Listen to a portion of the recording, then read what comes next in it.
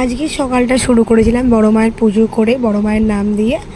তো এখনও পুরোপুরি সুস্থ হয়ে উঠিনি, তার মধ্যে সব কাজ চলছে, রেস্ট নেওয়া হচ্ছে, সবই হচ্ছে টুকটাক। আর তারপর পুজো দিয়ে এখানে জলমুড়ি খেয়ে নিয়েছিলাম, এখন এগুলোই খাওয়া হচ্ছে আর কি।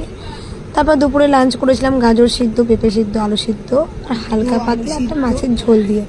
তো এখন এইসবই খেতে হবে, আর পুজোর মধ্যে এইসবই চলবে।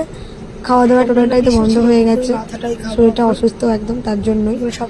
আর মা এখন আমার জন্য একদম কি বলবো, যতটা সম্ভব এভাবে রান্না করা যায় তেল ঝাল মশলা কম দিয়ে রান্না করছে। ডাক্তার আমায় কিন্তু একদমই বারণ করেছে খেতে। তারপরে আমি দুপুর 4টের সময় পড়াতে চলে গিয়েছিলাম, পড়ি এখান থেকে রিহার্সালে যাব। দেখতেই পাচ্ছ পুরোপুরি এখনও সুস্থ হয়ে উঠতে পারিনি, শরীর খারাপ নিয়ে কিন্তু সব কিছু চলছে। আর তারপর দেখো এখানে বিকালের দিকে মায়ের মুখ থেকে